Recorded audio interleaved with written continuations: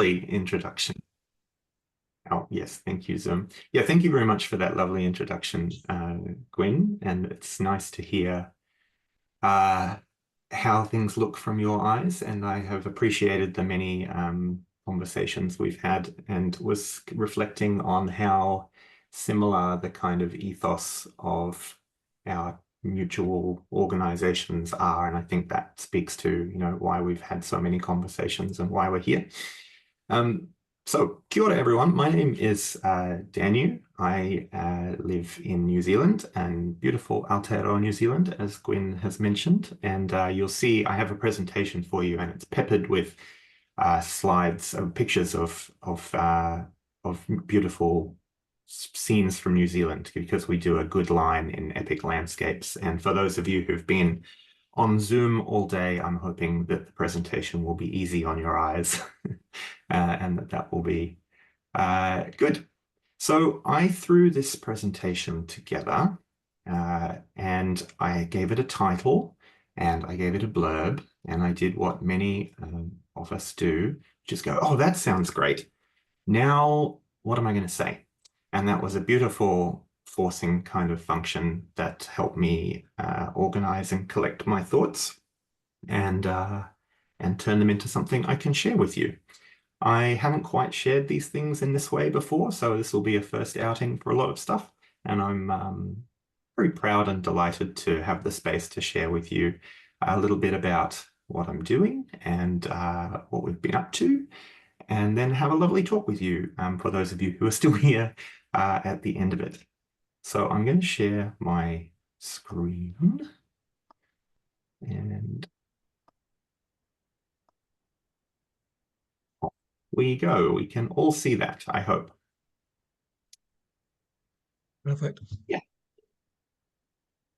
So you'll have noticed that the main theme is this kind of idea of grokkists. And I'm going to obviously talk about what grokkists are and what that means. And you can decide whether that's an idea that you'd like to add to your repertoire as we go. But I'm going to start a little further back and talk about why I think the world needs grokkists first, if that's okay with you. And to start here, this is a place called Cathedral Cove in the North Island of New Zealand, and you might recognize it from the Narnia movies if you've seen those. It's a very beautiful spot. Why the world needs Grokkist? I think this comic puts it nicely. Yes, the planet got destroyed, but for a beautiful moment in time, we created a lot of value for shareholders. And this gets to this problem of smart stupid, I think, the stupidity of a certain kind of intelligence that is cut adrift from values. And if you want to unpack it a little bit, there's this quote that I like to use and come back to often when I want to remember what it is that I care about and what I'm doing, from Richard Livingston. And he says, if you want a description of our age, I'll give you one. It's a civilization of means without ends, rich in means beyond any other epoch, almost beyond human needs, squandering, misusing them because it has no overruling ideal, an ample body with a meager soul. And he's writing this in 1945, but I think this is a beautiful summation of what I would call the whole rational utilitarian project in a nutshell. It's not grounded in anything. This is the age we've been living in, this rampant instrumentalism that relegates the realm of value, literally of what matters and why, to the realm of externalities. And I have found, maybe you have found, and I might see you nodding along, that it's so characteristic of so many of our modern institutions that they are deeply unable to say clearly what they're doing or why. And these are institutions with the same name as vitally important practices like education, health, environment, but that somehow manage to mostly either obstruct or obscure the very practices that they are supposed to embody. Because of this problem, that these institutional frameworks, they have no way to connect with what really matters, the values of their practice. And Gwyn's getting at that when he talks about the difference between professions and practices. That resonates very strongly with me. Because if you are someone who cares deeply about a practice, especially public practice, if you're the kind of person who is for the realm, as it were, and you find yourself inside, toiling away inside one of these bureau pathological institutional frameworks, you're going to be in for a rough time. You're going to have to bend rules and think around corners to do your job, and you're going to spend a lot of energy on finding ways to keep the system happy without losing your soul. You'll be a kind of canny outlaw, and the realm depends on people like that to actually keep the whole thing running, even though so much of the system is designed to make life difficult for those people. But you'll do it because you care about the thing that really matters, and you'll get tired, and you'll get ground down, and you'll get burned out. At best, you might be a kind of professional nuisance. And I think that that's an experience that many of us, particularly in this kind of organization, have, where we've seen what's on offer and we've gone, I want to go over here and do something different. I want to change that up. I don't want to contribute to that kind of problem we saw on the first slide. But then it's a question of, well, okay, now what? What do we do? And so this quote, for me, is something I come back to again and again because I think it has all the answers in it. E. Cummings is beautiful, confusing language, as always. Always the beautiful answer. Who asks a more beautiful question? And E. Cummings is suggesting that we can be a beautiful answer by asking beautiful questions. I think we're terribly out of practice at asking each other beautiful questions, but that each time we unforget how to do that, we instantly become the kind of beautiful answer that everyone is always hoping will come along, that breath of fresh air that lights us all up and makes us believe things are possible, and that because of that, they actually are. So I've been thinking a lot about beautiful questions. And what is a beautiful question? I think it's when a thirst for understanding invites a loving encounter with the unfamiliar. I think there are two things going on here. Questions, it's about knowledge, but it's also about ethics. And you need both of those things. But the words I like to use to sort of stand in for those two ideas are curiosity and care. Those are my touchstone words. And so I've been really challenging myself to unpack this a bit more. And so I have this thing that I have got on the next slide that I haven't shared before. This is my first run out, and I'll be very curious to see what you think of it. Why we need both curiosity and care, and what happens when we don't get the right mix.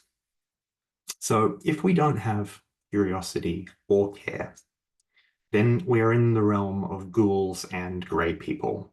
This is the bureaupathological institutional space that we've been talking about since the beginning, that we're all familiar with, the old way, the stuff that doesn't work, the dead zones of the imagination, and what Hannah Arendt would call the banality of evil, of just the abdication of everyday thoughtlessness. That's what we're all trying to get away from. But you can't just have one thing or the other, because I started out being really championing curiosity. And the more I went into that, the more I realized that's true, but there are limitations to it. Because if you have curiosity without care, you get this kind of, like a kid pulling the wings off insects to see what happens. There's no interest, there's a detachment, there's no sense or value of the other. And in our discourse, this sounds like, well, I'm just asking questions. It's this kind of combative, debating culture that probes and analyzes without a sense of care. And so I don't think we need more of that. maybe you've experienced being on the receiving end of that kind of questioning when you're a little bit different and you're trying to do something different in the world, and people are curious, but not in a caring way about what you're doing. I don't think we need more of that. The other one is more challenging. What happens if you have care without curiosity? I think that sounds like cancel culture. I think that sounds like being so confident and so focused on a particular thing that we care about and that we want to have accountability for and that we want to have justice for and that we want to really change the world, that we forget that we don't know everything and that there may be more to understand and there may be more to unpack. And this kind of self-assuredness of I don't need to ask questions because I have the answers and this is the right answer. That's care without curiosity for me. So I think we need both. And I think what happens when we have both is that we get the realm of beautiful answers and we get the realm of expanding the space of possibility, both within ourselves and within our societies. And we get the realm of what I'm going to call grokkists. So this is where we can start talking about the language a little bit. I don't know if you've heard this word before. Some people know this word, some people do not, but let's introduce it. Grok is a word that means, it's a word of Martian origin, which we'll get to, and it means to understand profoundly and intuitively. It also means to drink.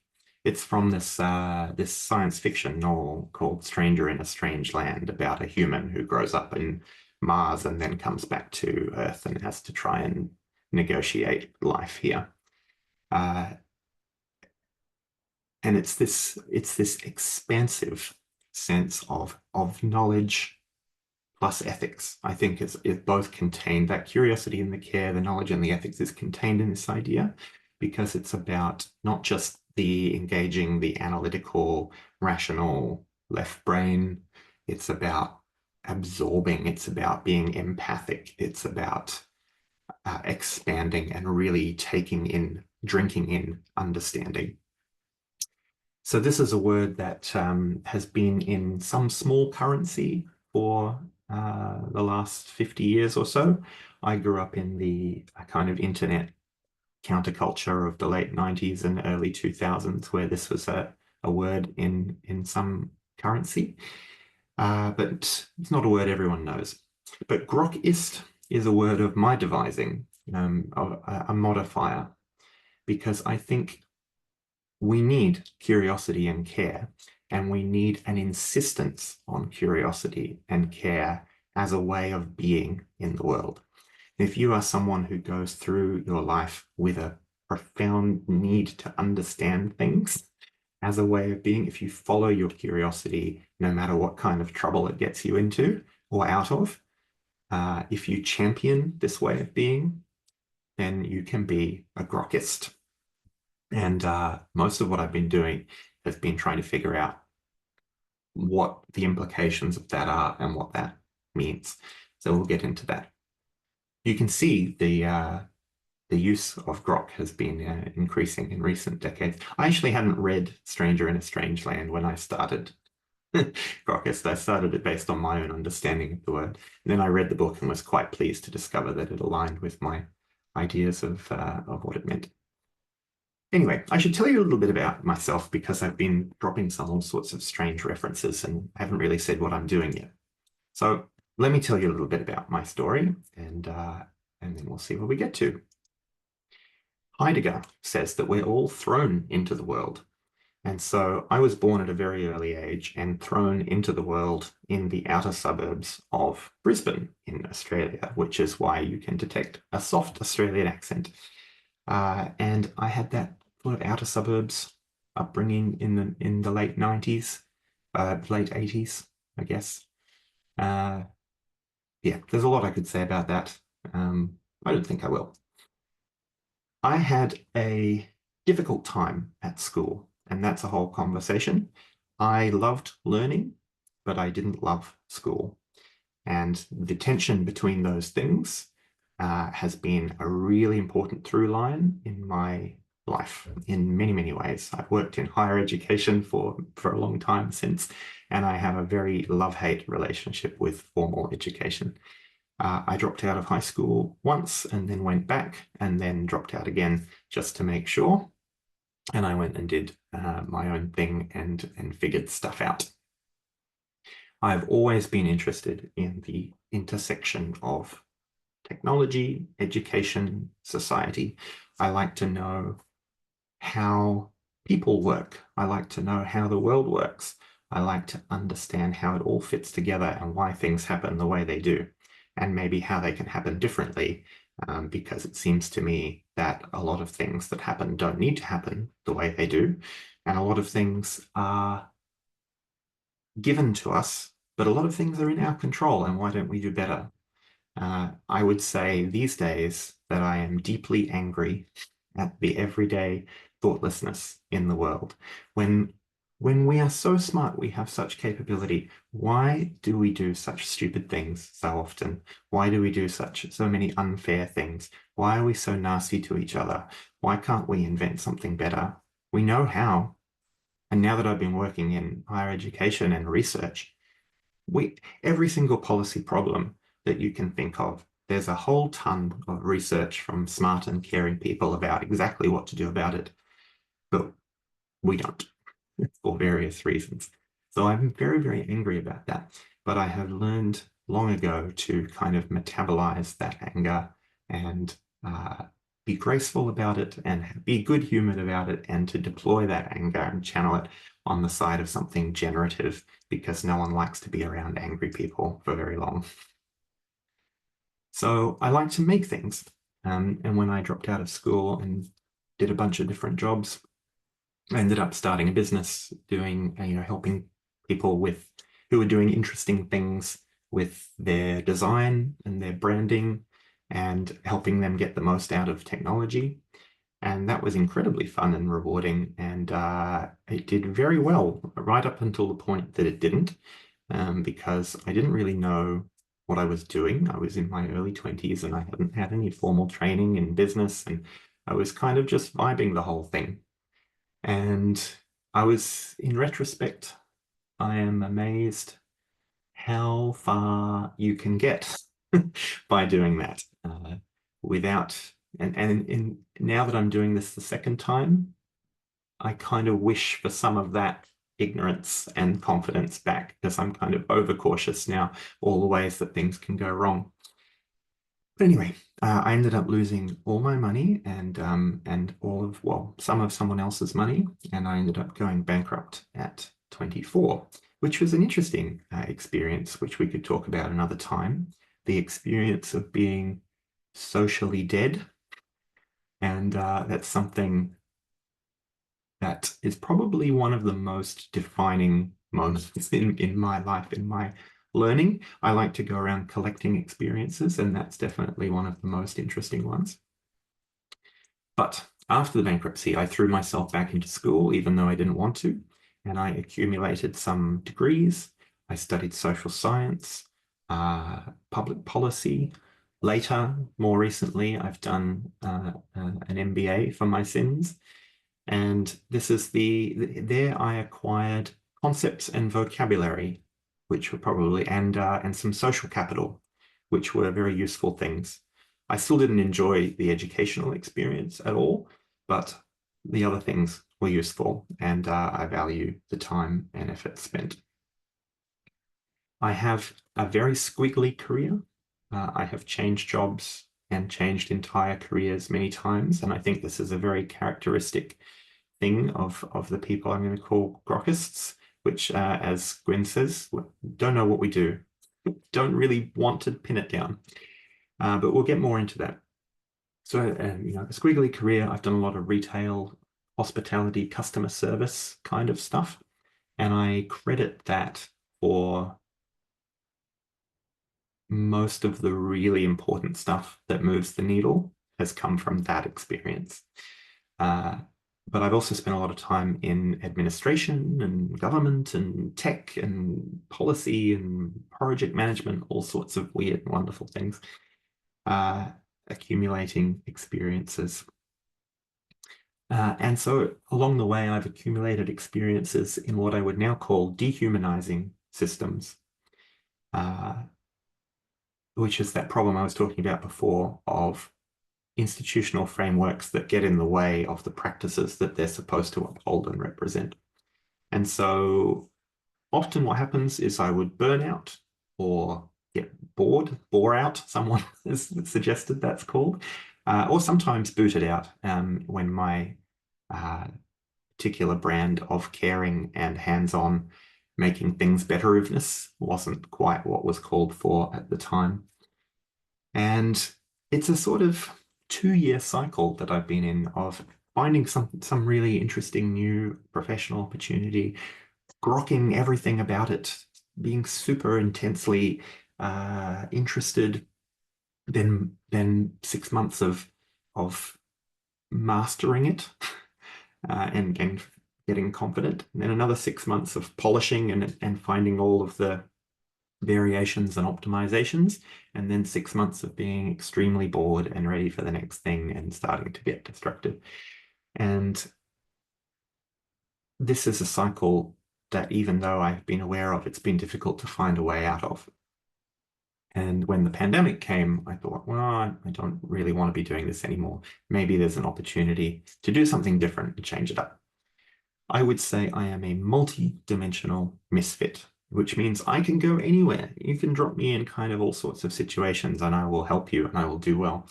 But I don't have that feeling of belonging anywhere. And the more I've been doing what I've been doing now, the more I've been realizing how important that piece is. You assemble this kind of life of going and finding an existence in the cracks and crevices of different places. And you count that as a gift, and it is. And it's what brings you your opportunities and what brings you your path and your meaning. But also it's limiting. And it's draining. So we'll talk about that. I would say I have a red thread that's about rehumanizing systems, taking what we do and finding ways to inject the values back in, inject the empathy, inject the care and the curiosity back into the way we do things, and along the way, facilitating people, organizations, systems towards flourishing, which is a much richer idea than happiness or productivity or success or something like that. So my trajectory has been someone who cares about public things very much. And it's been hard as someone who cares about public things, the for the realmness, to find a way to do things that serve the public, to find a way to make a living doing that, because I have found that I'm too interested in the public good to be a professional politician. I tried that path for a little while. I'm too truthful to be a journalist. That's not a value that's super, super highly valued, really in the profession. Too curious to be an academic. I tried that. If what's gone missing from the public professions is exactly the public part in all of these professions. It's difficult to do the public part. So I thought, well, maybe I can pursue the public good best in private and have a go through business. And I think we're all fans of Buckminster Fuller. Yeah. This is one of those great quotes that sums things up. You never change things by fighting the existing reality. You change something, you build a new model that makes the existing model obsolete. And so that's the ambition, that's the aspiration I have for thinking about rehumanizing systems, is not to try and change them or fight them, just to do something else that's better and that's different and that models how things can be. And then peel people off, and we can all have a lovely time in the new world that we're imagining. As Gwyn says, midwives of the future. I'd like to be one of those. And so I was animated. Once I decided to step out of the cycle, I was animated by one real question, which was, why do all of my favorite people still have their curiosity intact? That's what I think they all have in common. When I meet someone who instantly makes me light up, no matter where they're from or what they do, it's because they still kind of radiate with this curiosity. And we all start with curiosity. I think. But for most of us, it gets ground down, beaten out, burned away by an uncaring world, often beginning in school. And it's a challenge to hang on to it, and it's an achievement to still have it. So how does that happen? And what's that about? And what else might people who are still curious have in common? So I just went around having a lot of conversations with people about this and asking beautiful questions and doing a podcast. And I found a word that describes what I was doing, which is a word I cherish very much, which is poddywompling, which is to travel very purposefully with a great sense of purpose towards a very vague destination. And so I didn't know where I was going exactly, but I knew that I was going there and how I was going to get there. This is a picture from Mount Cook in Mackenzie country in the South Island of New Zealand. Beautiful place. It's where the Sir Edmund Hillary Centre is also. It's New Zealand's highest mountain. So that's a bit about the why. And so I want to tell you a bit about grokkists now, what I've discovered, what I've learned from my coddywompling about what grokkists are, what this means, and what this is all about, and what we need when we want to be in the world in this way. This is a picture from Milford Sound, which is probably the #1 tourist thing to do in New Zealand on the South Island. It's a very beautiful, natural. It's actually a fjord, not a sound, but who's counting? So, grokkists. What are grokkists like? What is the experience of being grokkist? I think I can best sum it up, that way of living, with a little 20-second video.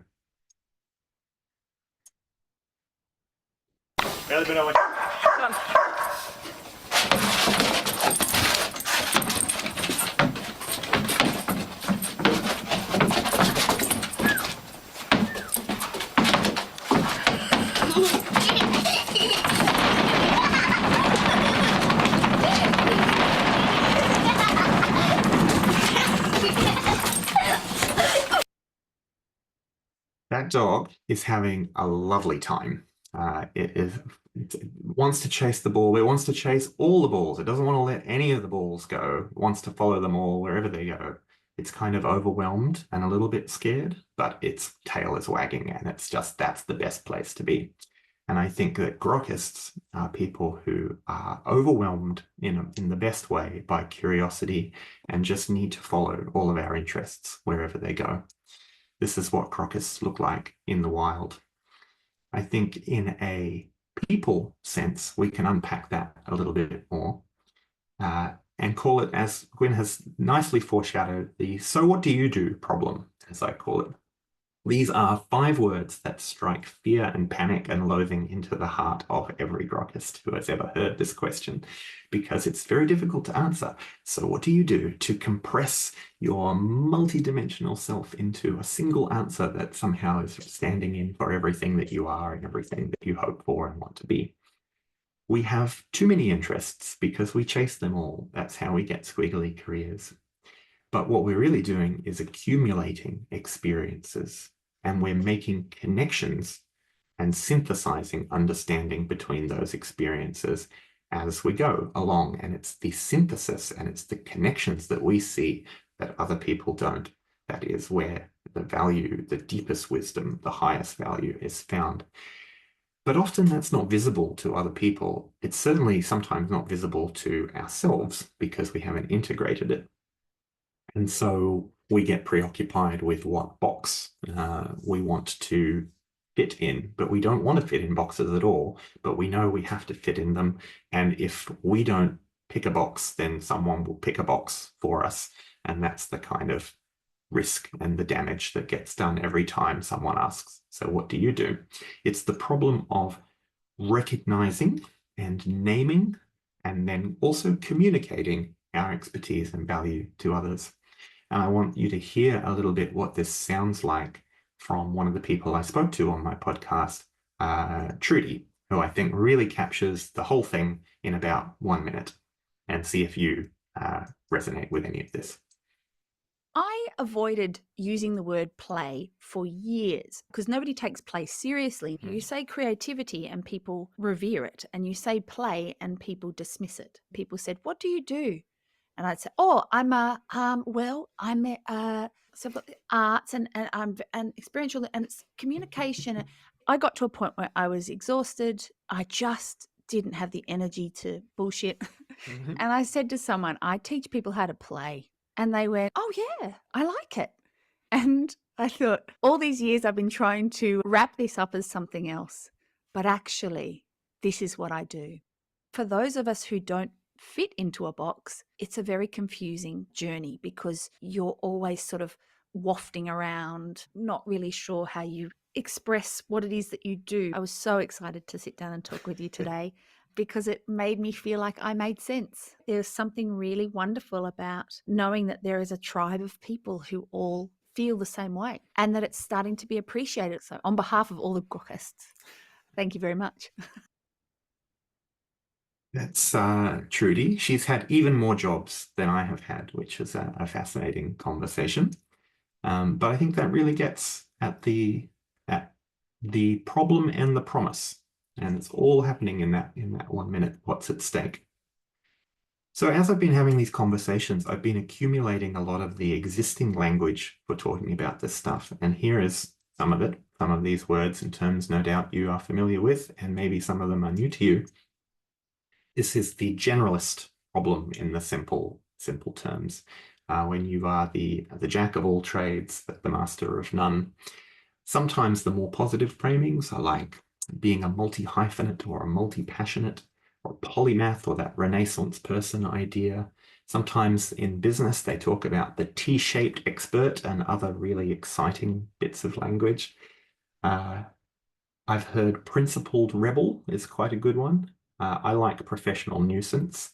And increasingly, neurodivergent is becoming, a synonym for a lot of these qualities as a way of, it's that delicate dance of something that starts as a diagnosis and not necessarily what it feels like from the inside, but it's something you can claim as a way of packaging up a certain experience of being in the world and wear it like a costume. So I think there's lots of language for this, but I really wanted different new language that was playful and expansive and that was something that it would be fun to be, as Gwen says, the label for people who don't like labels, and you can play with that. So I think Grokkist encapsulates all of this. And the best feedback I've ever heard is from one of our very first Grokkists, Emily, who just puts it like this: I love having a word for the way I am. It's something that she can pick up and use to make sense of her experience whenever she needs to. And it's a joy and a smile, and the thought that there are other people who are like that is that beginnings of belonging. But that leads us to, we've talked about the so what do you do problem. That leads us to the category of one problem, as I like to call it.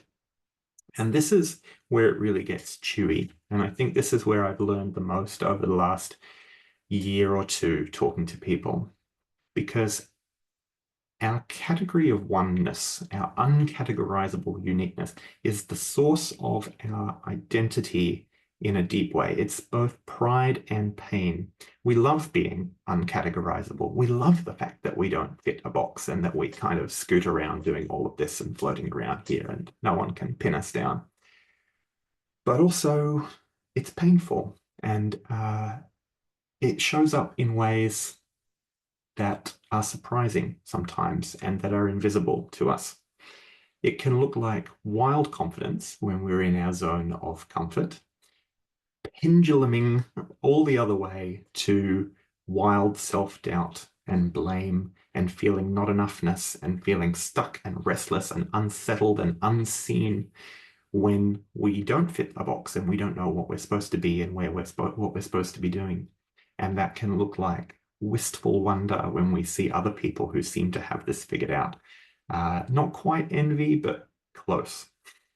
Because it's hard to know who your peer group is. when you lack external independent reference points that tell you how you're doing so you can position yourself, it's very hard to be confident, really. You can be you can have bravado and you can have a bit of swagger, but that deep confidence of just knowing is hard when you can't locate yourself in a peer group or in a practice. And so we can often struggle. This can show up as struggling to connect with people who share our interests. Even though we meet people who are interested in the same things that we are, we often don't connect deeply because the nature of the interest is different, and we're bringing a whole lot of other stuff to it that's not necessarily about that interest, and it's difficult to talk about that and make sense of it. So instead, we tend to seek out people who have figured it out. And whatever figured it out means to us will be some kind of a weird, unspoken collection of attributes that we project onto someone to give them some kind of authority. And we'll try and sidle up to them and learn from them and absorb what they know without actually asking them for help a lot of the time. What we're really looking for is mentorship or help or a peer group, some direction, some guidance from a trusted authority. But we don't like to ask because our figuring it outness is a big source of our identity. It's what's got us where we have gotten so far. And so we have some shame around asking for help sometimes in those ways. But eventually, no matter how stuck we are, our need for growth and our thirst, that thirst for understanding, will push us past the fear and into collecting a new experience. So I think of this as the problem of locating ourselves and connecting meaningfully. When I was working in academia, I was working with a lot of researchers who were needing to describe the impact of their work for you would call it the ref exercise and other things like that. And they all have such unique specialized interests, and they all say, no one else does what I do. And that's true in one sense, but also if you can't locate yourself within a broader conversation that you can contribute to and that others can recognize your contribution, very isolating, and it's very hard to demonstrate the value of what you're doing, because there may not be as much as there could be if you could find that location point. And I was surprised to discover how difficult that is for everyone to do. When let alone when you're an academic, but when you're a grokkist, it's a whole thing. This is a shoebill stork, by the way, this bird. I think grokkists are rare birds, and this is one of my favorite rare birds. They're kind of goofy looking and really cute if you've ever seen them. So this looking for belonging, I think one of our members, Michelangelo, puts it in this luminous way that I have straight up stolen, I use all the time, which is we're all here to be mirrors for each other so we can become more accurate reflections of ourselves. I think that's what we're looking for, mirrors, a lot of the time. And so even though we're all categories of one, as categories of one, we have a lot in common. And that's a delicate kind of thing to navigate. What kind of mirror is that? That leads us to the last problem, which is the red thread problem, as I call it, which is we don't always know how to make sense of or celebrate our squiggliness and our stories. We tend to have a disconnected series of episodes and things that we've done, and it's not obvious to us how they all fit together. We like them all. Sometimes we forget about some of the stuff that we've done because we've done so many things and followed so many interests. But we haven't had many opportunities to kind of sit down and consciously integrate those experiences in a way that helps us unforget the wisdom that we've accumulated and gleaned. Because as I said before, the real value we have is in that synthesis and in those connections that we're making, but it's happening on some level that we can't really access or name, let alone communicate. So until we can synthesize that understanding and claim that holistic expertise, we default to being generalists. I think generalist is the kind of default word.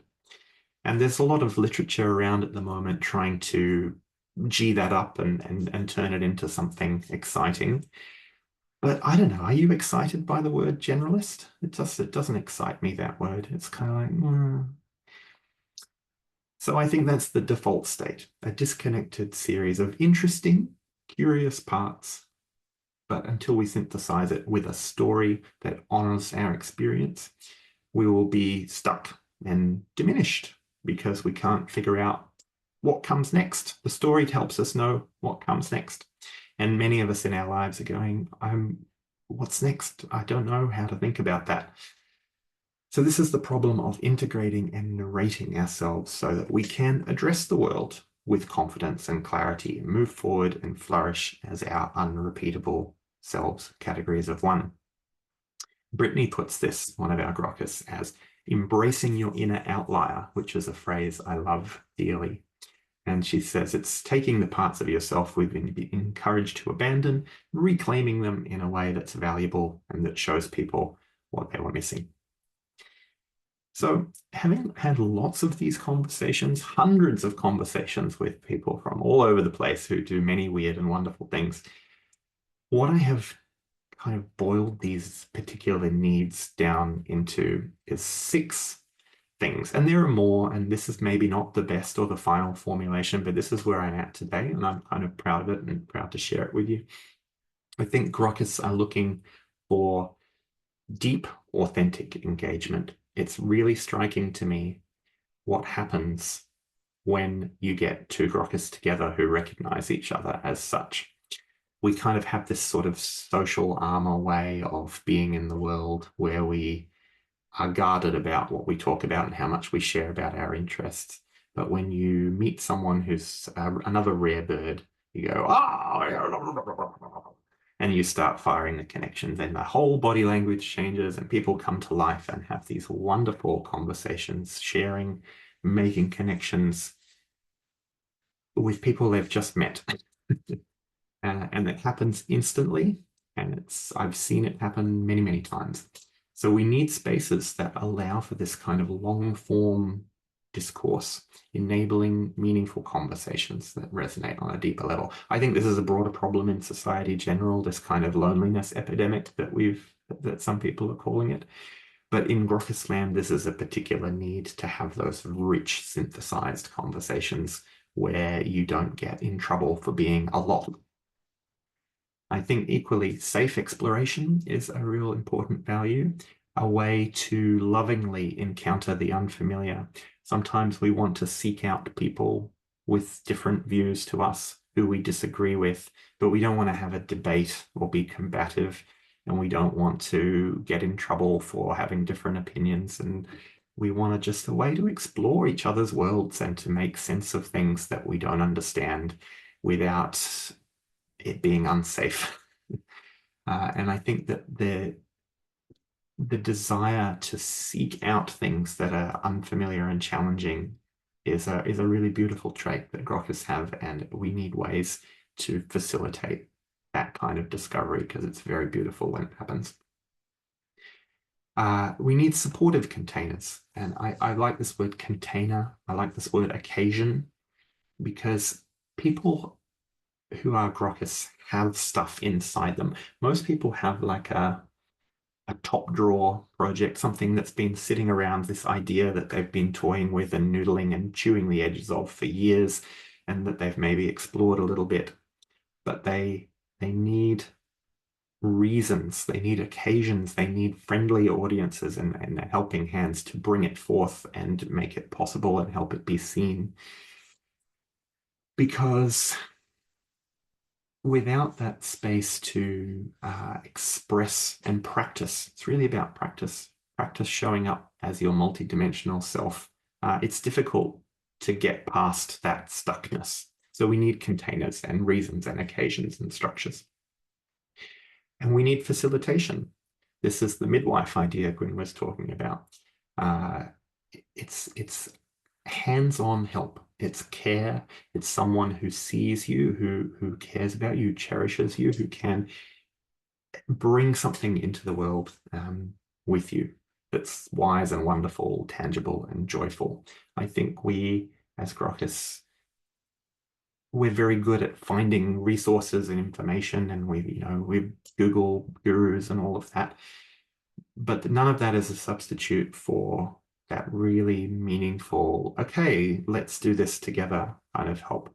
I tell this story that I'm embarrassed about, but I'm starting to get more comfortable talking about, which is I didn't learn to cook until I was about 35 and I was out of a long-term relationship. I always grew up as a kind of an only child and a bit of a mummy's boy, and I was very bookish, and I had a lot of my needs taken care of by parents or partners. And then when I left a relationship that was kind of getting in the way of my growth, I realized I was going to have to do a lot of this adulting stuff. And I was terrified of like grocery shopping or making a salad. I just didn't know how to do any of that stuff. And I was paralyzed by it, even though I wanted to. And what really helped me more than anything else, was just a friend who did it with me, and just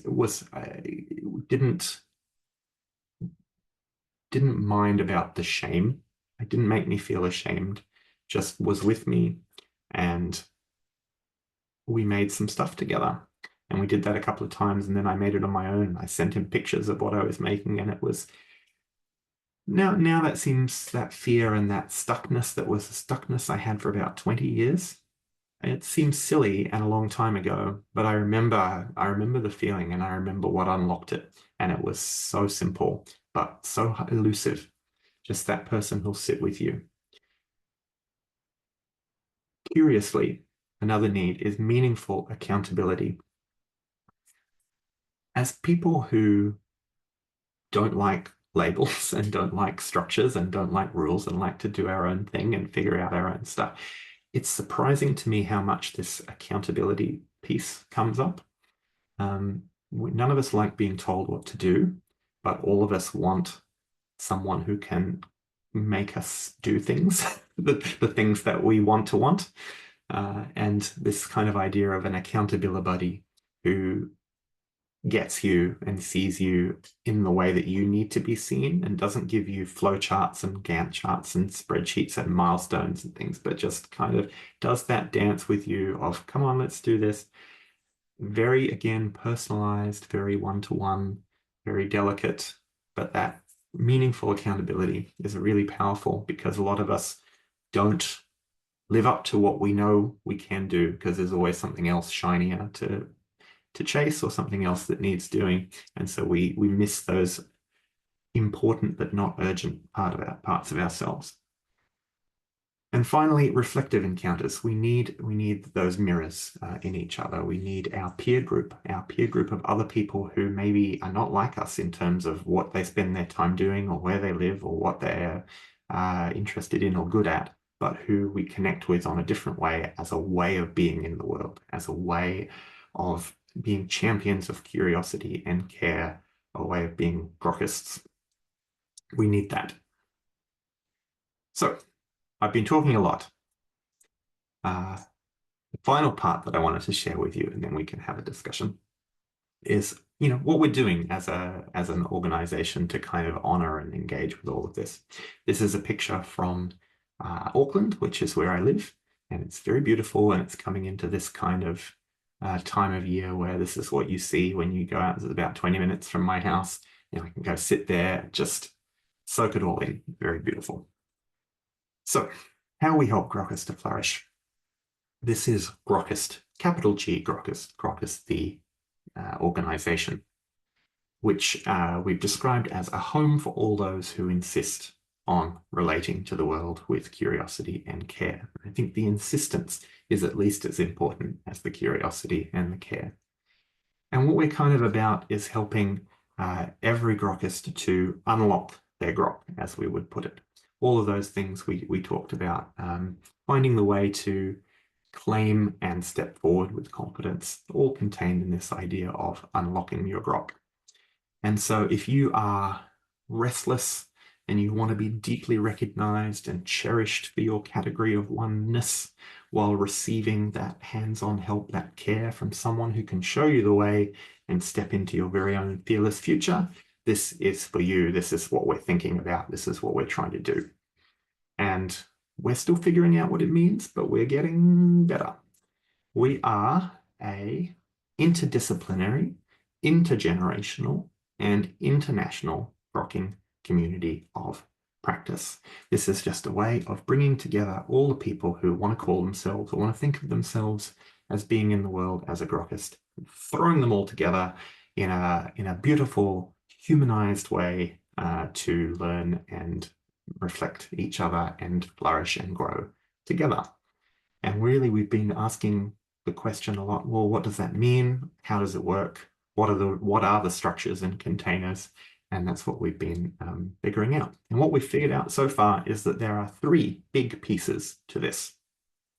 The first is what we call the Grokkist network, which is creating these spaces and opportunities for grokkists to connect and collaborate as what I like to call our shoes off self. This is the self you are when you recognize that you're wearing social armor and you've started to take it off and show up as just who you are.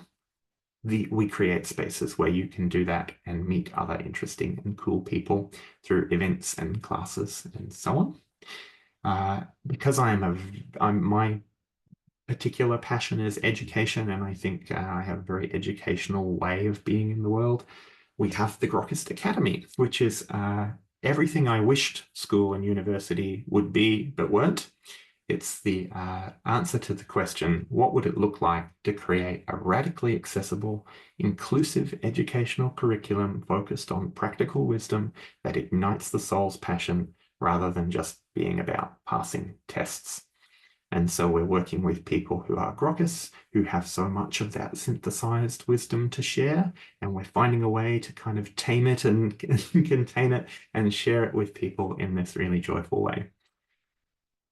And then we've got a press, which is a way for people to get out the thing inside them. It's never been, you think, why do you need a press? Because it's never been easier at this time in the world to publish something, press a button and get it in front of people, put it out into the world. There's all sorts of tools and platforms available for this already.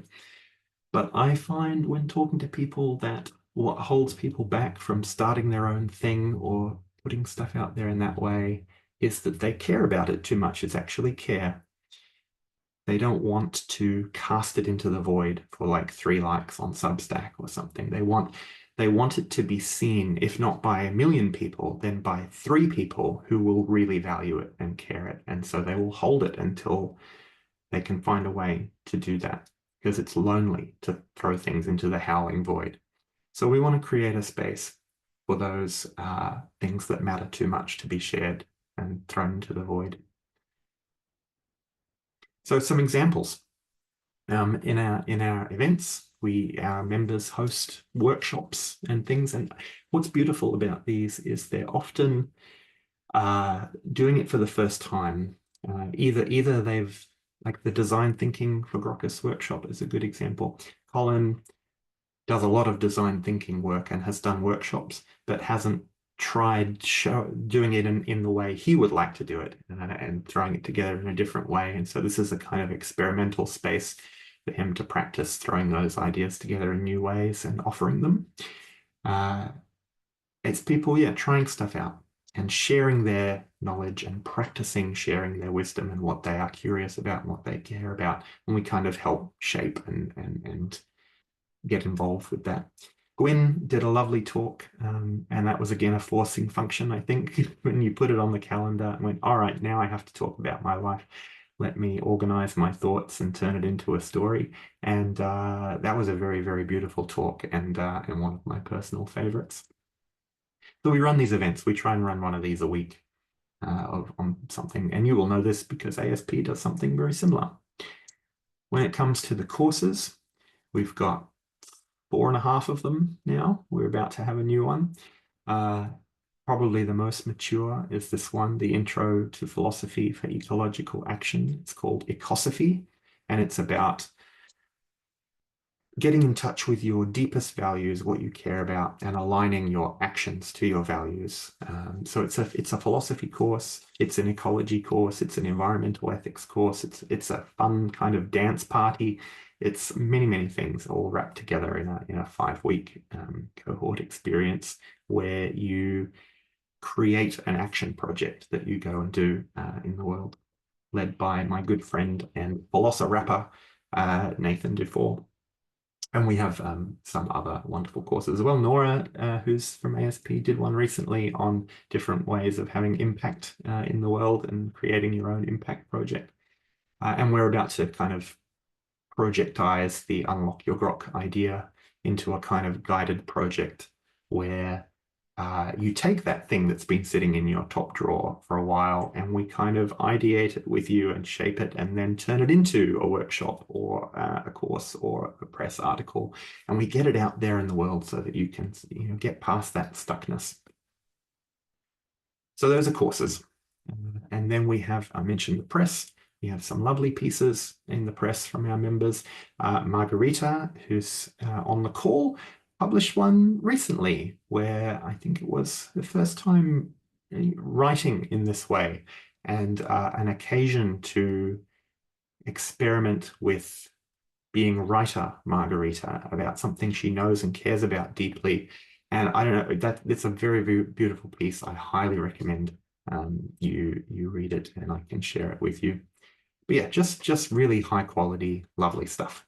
And I run a podcast. I mentioned, I showed you the excerpt from Trudy before, where I have these sort of long form feature length conversations with grokkists about their red thread and their squiggly story, and we try and make sense of it together.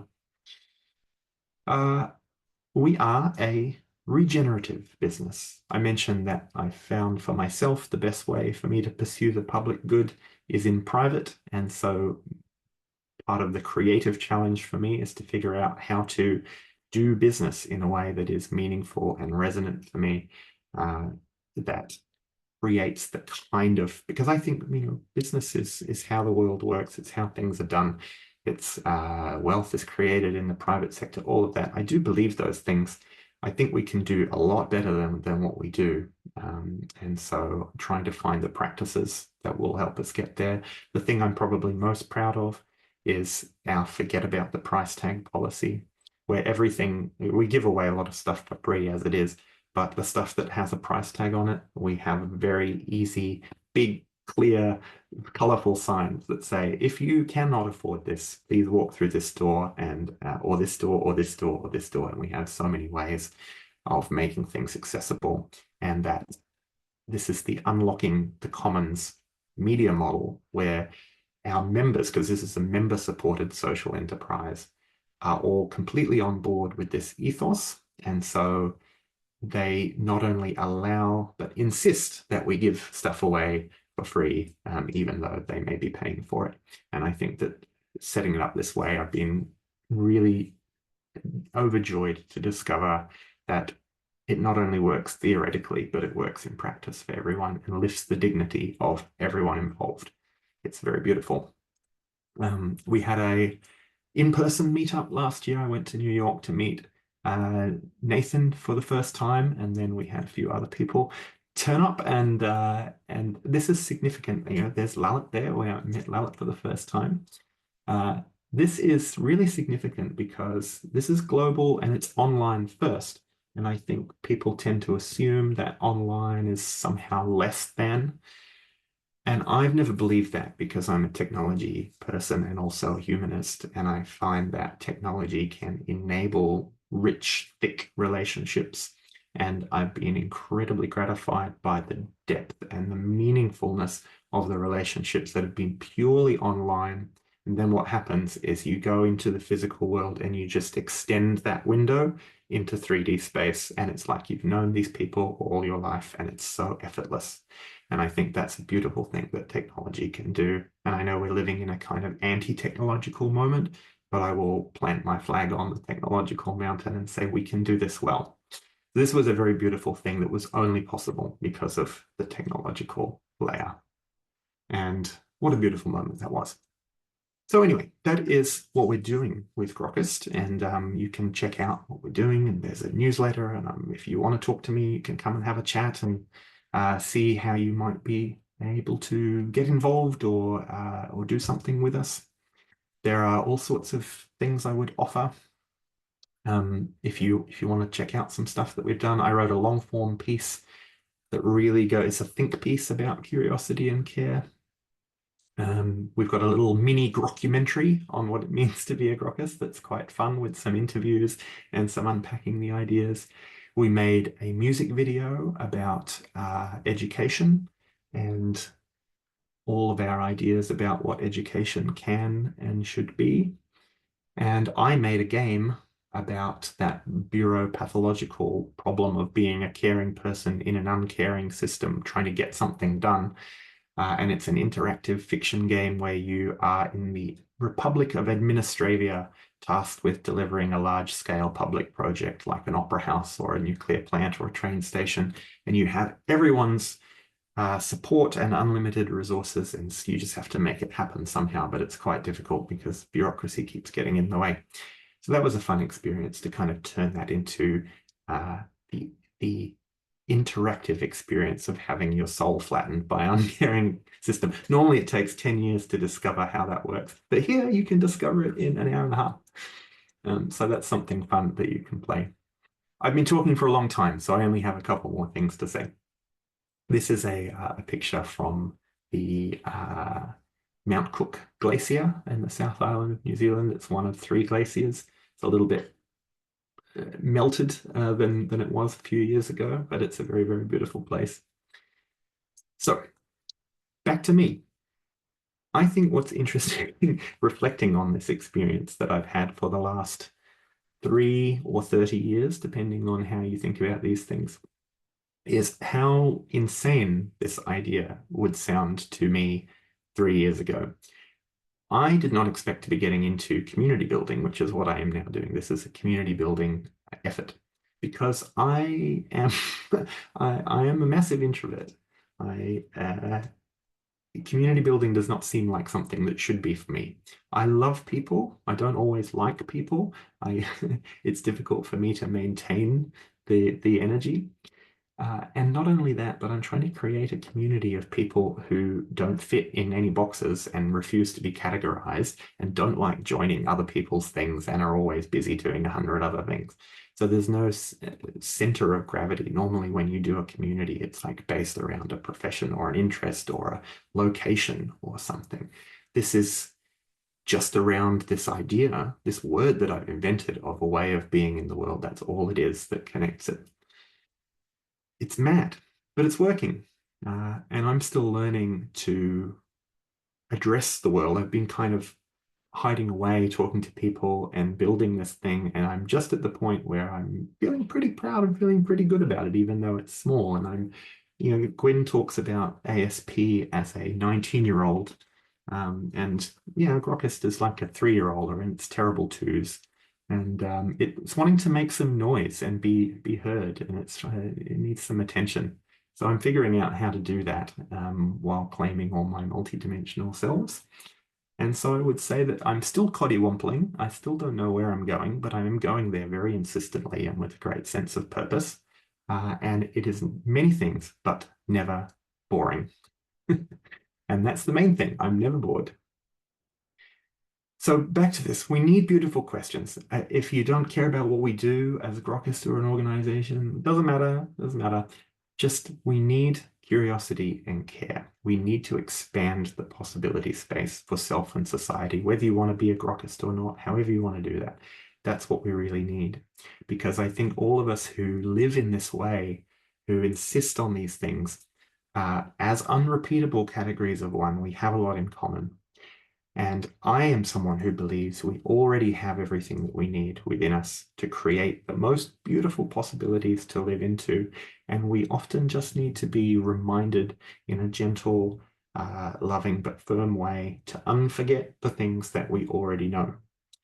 And so choosing to be a Grokkist, if that's something you want to choose, is really nothing more, but also nothing less than a way of reminding ourselves and each other that the beautiful answer is the one that insists on both curiosity and care. So thank you very much. And I would love to hear what you think and if you have any questions.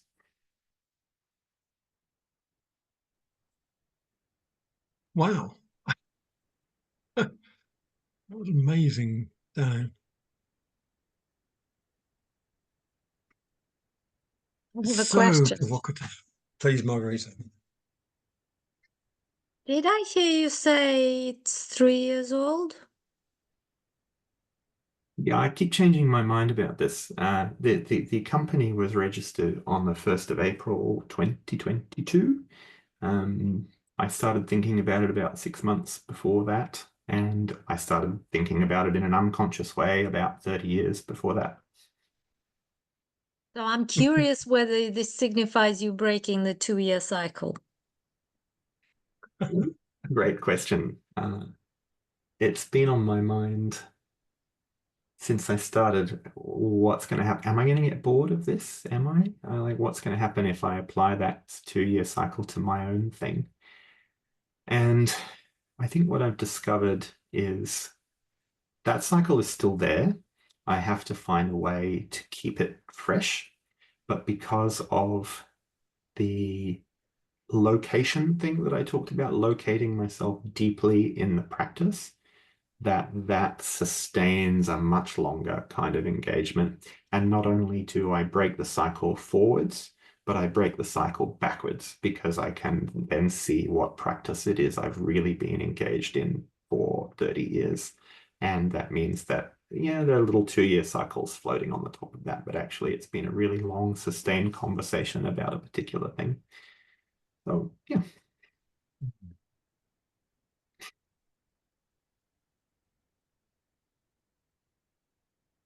One word that comes up, and if it doesn't come up explicitly in our conversations, Danu, as it did today, but it's there guiding us, is emergent.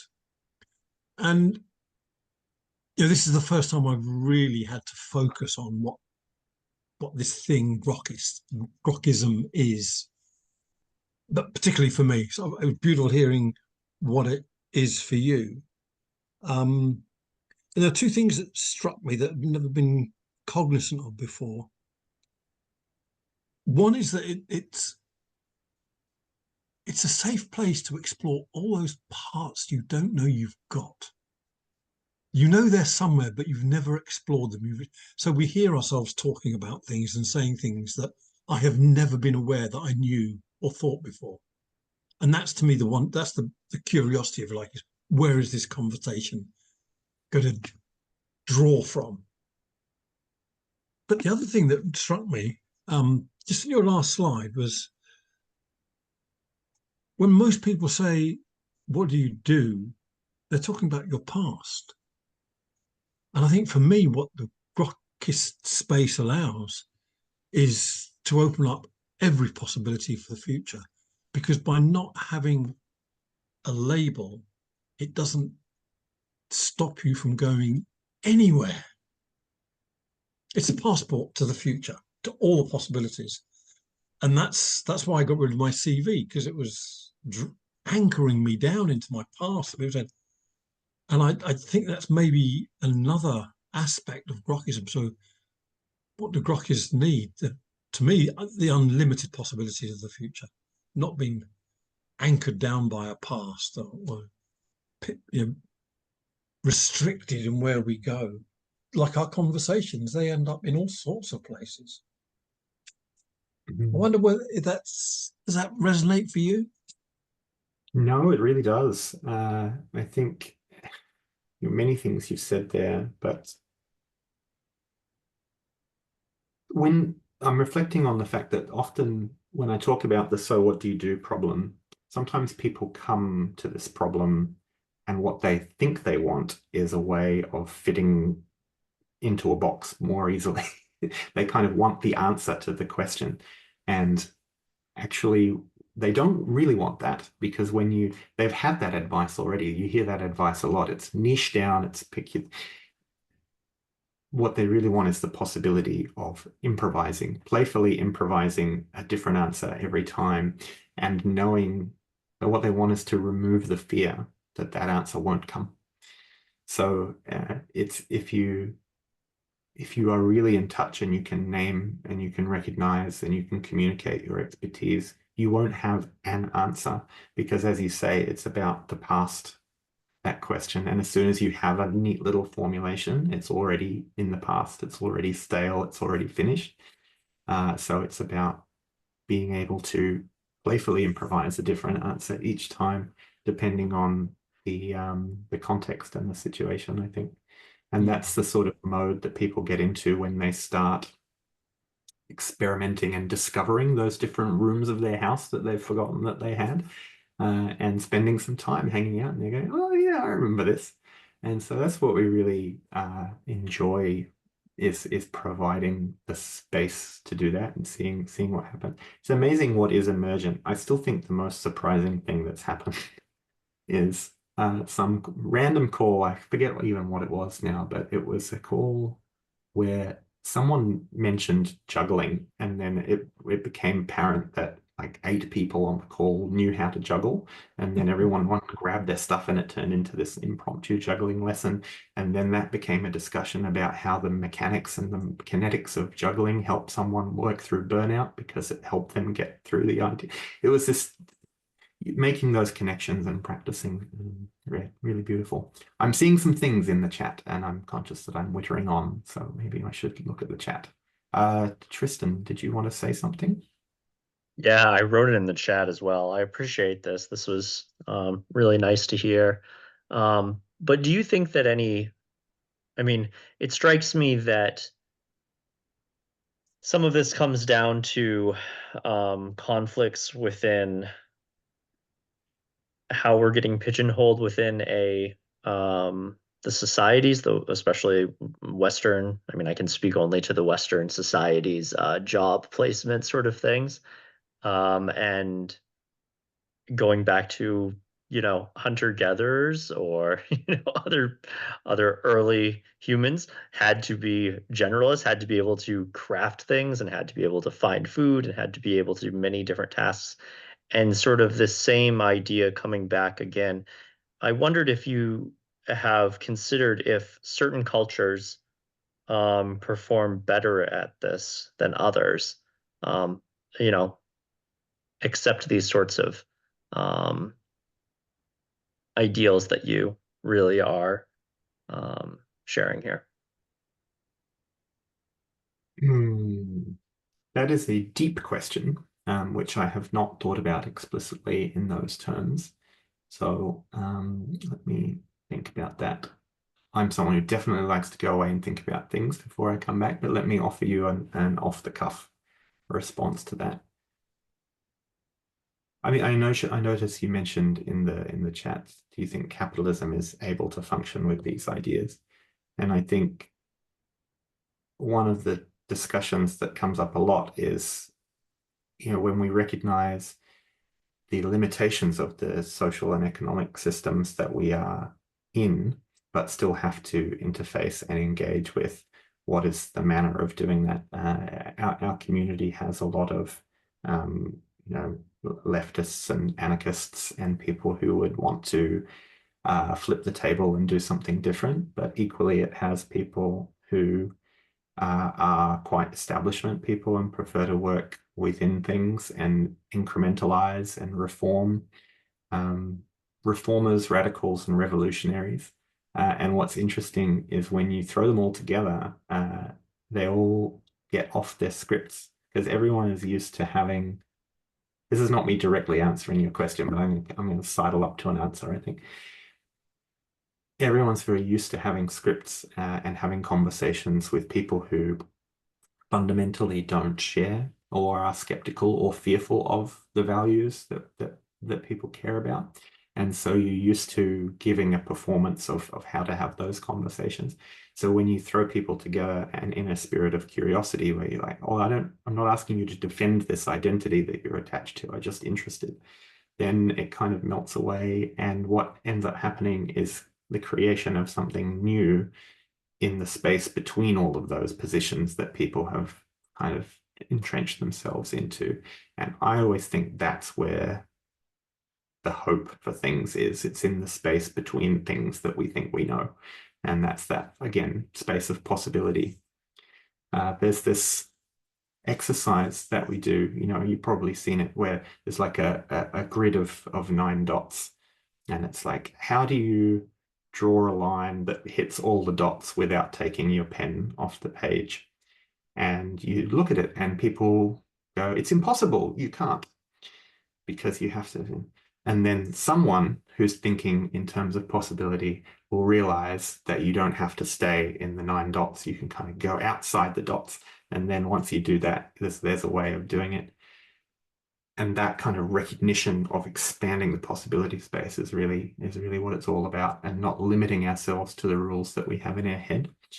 So in answer to your question, I think all of us get thrown into the world in circumstances that are not of our choosing, with a whole bunch of preloaded software of social and cultural and economic assumptions.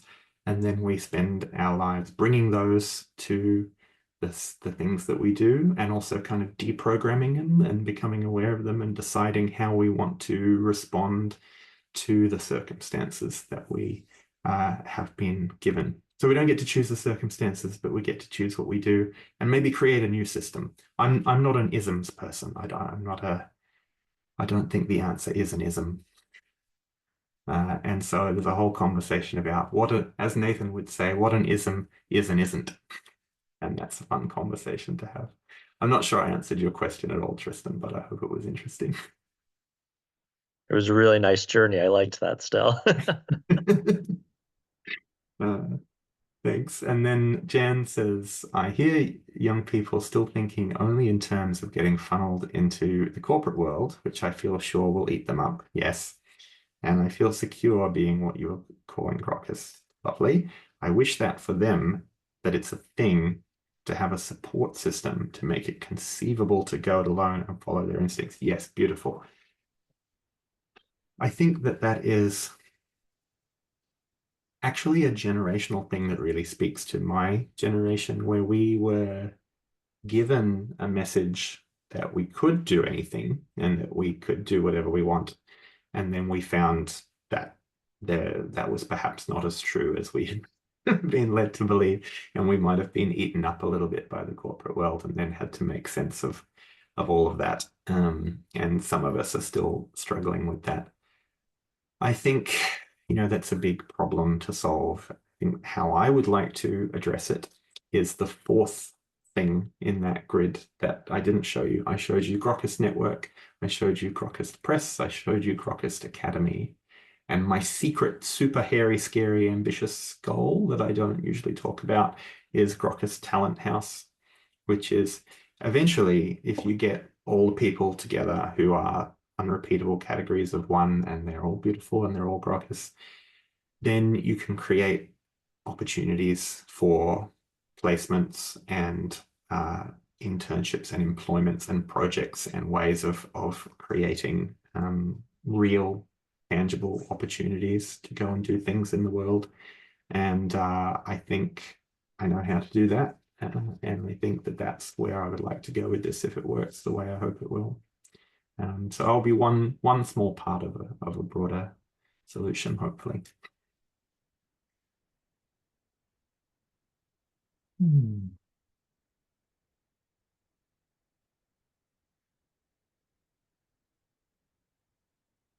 So I'm choosing to believe that you're all sitting in stunned, reflective silence in your own pots of reflection, which is lovely.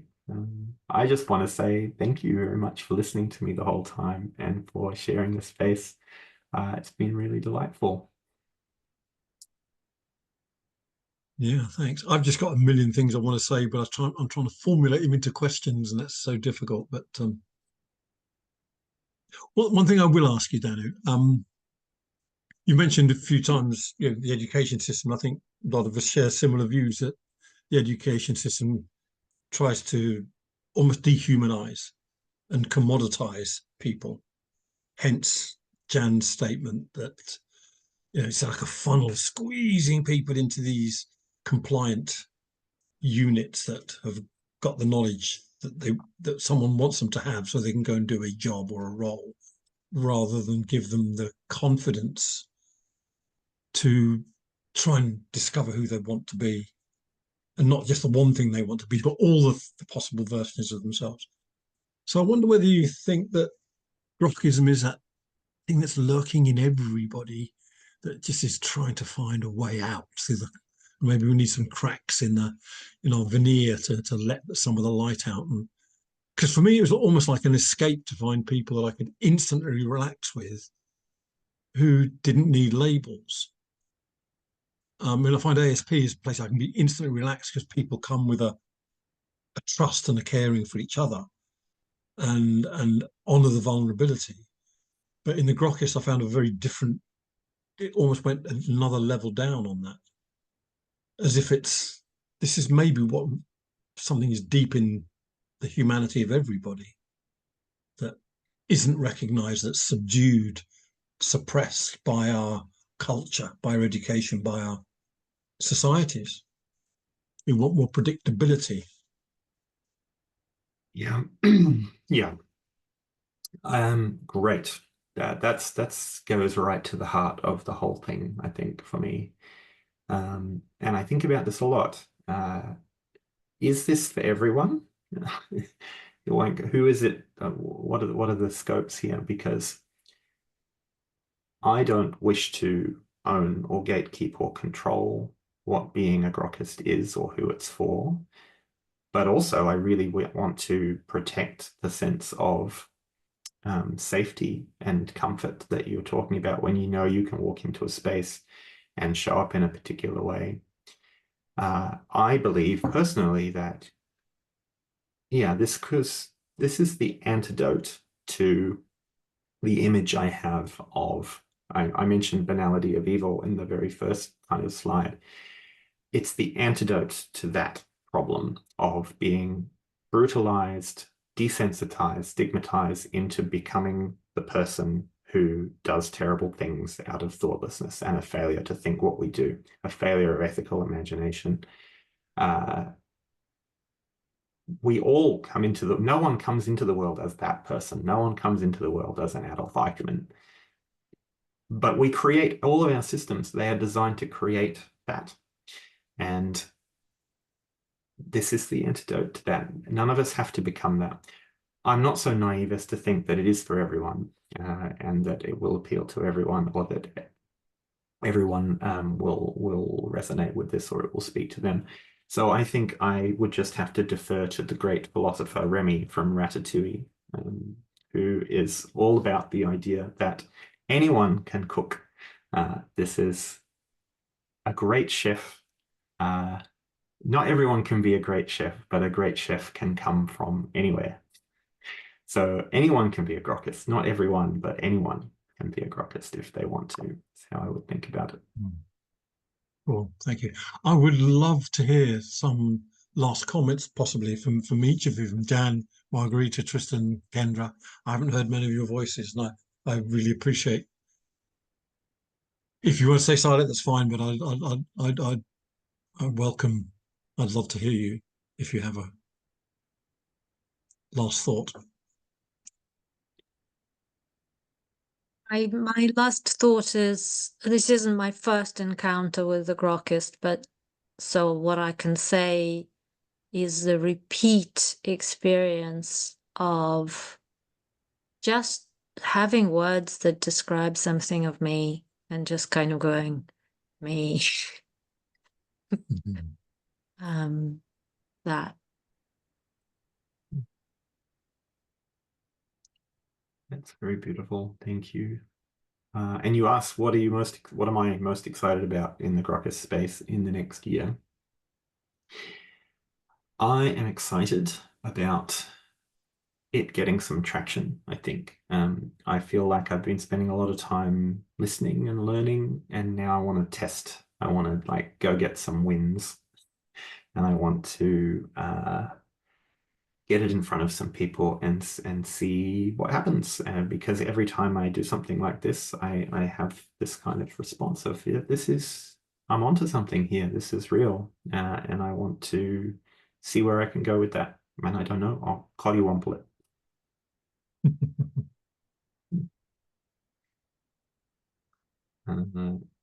Jan says, I don't know, do you want to speak with your voice words, Jan? No, that's fine.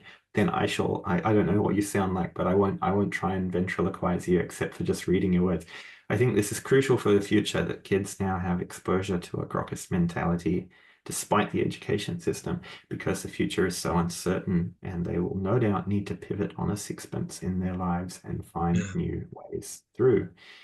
Yeah, I think most of the jobs that my friends are doing today didn't exist when I was when I was at school. I think that will be the case and continue to be the case, because we urgently need to invent different ways of doing things. And I would really zero in on the uncertain word that you used there, because I think that's right. Uncertainty generally generates fear. They go together, fear and uncertainty, but they don't need to, because again, Hannah Arendt, love her, says, where certainty ends, thinking begins. And isn't that the promise? Jan, I think that speaks a lot to my question to Danu as well, because when Danu was reading this out, I suddenly realized that maybe this Grokkism in us is what nature gave us as a response to the uncertainty of the future, that at any moment something could happen to us that we've never been able to predict, and we need to be able to respond to the situation not through past experience. That ability to just, say, turn on a sixpence when something completely unforeseen comes about. So it could be part of our survival instinct that our society is suppressed because it provides for us the jobs, the university, the schools, nice, clear trajectories through life, almost without disturbance. But that's not what life's like. And maybe There's something to that, isn't there? Yeah. Because when you want something done and the existing stuff is not working, you generally want to get that weirdo person who who just gets things done and has a different, you get them and you go, you deal with it. So yeah, it's a circuit breaker, system changer kind of role for sure. Cool. Any more? I have the unfair advantage of knowing Danu and Grokkist very intimately for working with him on a lot of this. So my question, Danu, and I wasn't thinking about it for a long time at all. What do you, aside from Grokkist and Grokkist, what are you particularly curious about right now? I'm curious how I'm going to pay my bills.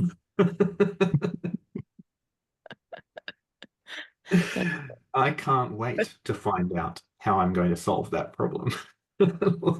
Let's put it that way. It's going to be fine, and I have a great sense of possibility and abundance about it, but I don't know how I'm going to find the system that's going to metabolize everything and make it work. So I'm very curious to discover that. And care a lot about the answer to that question. Me too. I'm deeply invested in it. Yeah.